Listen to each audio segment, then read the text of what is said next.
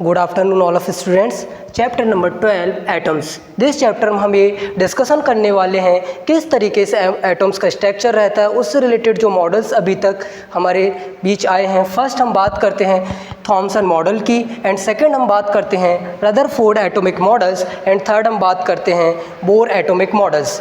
That is clear. First हम बात करते हैं एटम्स क्या होता है। Each substance is composed of small particles. जो सबसे स्मॉल पार्टिकल्स रहता है एनी सब्सटेंस का, दैट इज कॉल्ड एटम्स होता है। फर्स्ट हम बात करते हैं थॉमसन एटॉमिक मॉडल्स की। थॉमसन एटॉमिक मॉडल्स की बात करेंगे इन 1898 J Thomson propose in first model of atoms in pudding models.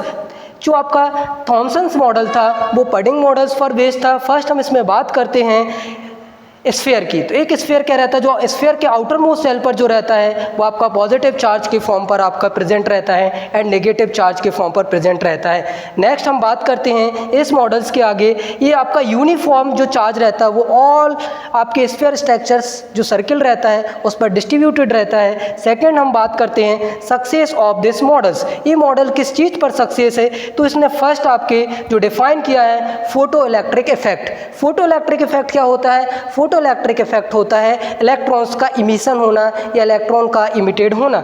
Second हम बात करते हैं थर्मिनिक इमिशन। जो थर्मिनिक इमिशन है इसका भी इसने सक्सेसफुली डिफाइन किया है। डीमेरिट्स की बात करेंगे, could not explain the scattering of alpha particles by the atoms. ये मॉडल्स आपके अल्फा पार्टिकल्स जो रहते हैं उनको डिफाइन करने में कैपेबल नहीं है। नेक्स्ट आप बात करते हैं could not explain the spectrum of the H2 atoms, यानी कि हाइड्रोजन स्पेक्ट्रम को भी ये मॉडल्स एक्सप्लेन नहीं कर पाया है। सेकेंड हम बात करते हैं जो मॉडल्स आया है Rutherford atomic models. Rutherford atomic models की बात करेंगे in 1911 Rutherford prepared a planetary model of atoms. Planetary model of atom पर बेस है रदरफोर्ड एटॉमिक मॉडल्स। फर्स्ट हम बात करते हैं most of the part of atom inside is hollow sphere. जो होलोस्फीयर रहता है उस पर आपका मोस्ट पार्ट आपका एटम्स का क्या रहता है, इनसाइड रहता है।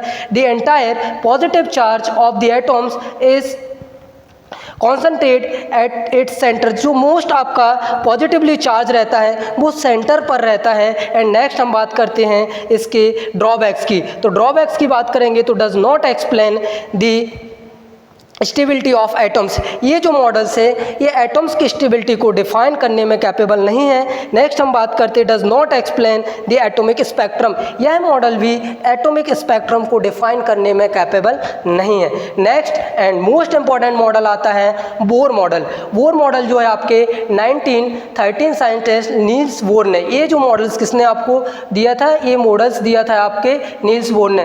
फिर पॉस्टुलेट की बात करेंगे तो इसमें फर्स्ट पॉस्टुलेट आता है electron revolve around the nucleus in stationary orbits. जो आपके इलेक्ट्रॉन्स रहते हैं वो स्टेशनरी ऑर्बिट पर न्यूक्लियस के नियरेस्ट होते हैं एंड इसका जो एंगुलर मोमेंटम रहता है वो NH/2π होता है। नेक्स्ट हम बात करेंगे पॉस्टुलेट की, it explain spectrum of hydrogen and next lithium and आपके हीलियम आयंस के भी एक्सप्लेन करने में ये मॉडल्स कैपेबल था। लिमिटेशंस की बात करेंगे डज नॉट एक्सप्लेन इन जीवन एंड स्टार्क इफेक्ट। यह जो मॉडल है यह जीवन इफेक्ट एंड स्टार्क इफेक्ट को एक्सप्लेन करने में कैपेबल नहीं है। And not explain the multi system electrons. जो मल्टी सिस्टम इलेक्ट्रॉन्स रहते हैं उनको भी एक्सप्लेन नहीं कर पाता है। रेडियस के फॉर्मूला की बात करेंगे तो epsilon not n²h²/πm/z(e²) and velocity की बात करेंगे तो E² × z/2 epsilon not h, and this is formula of velocity and this is formula of radius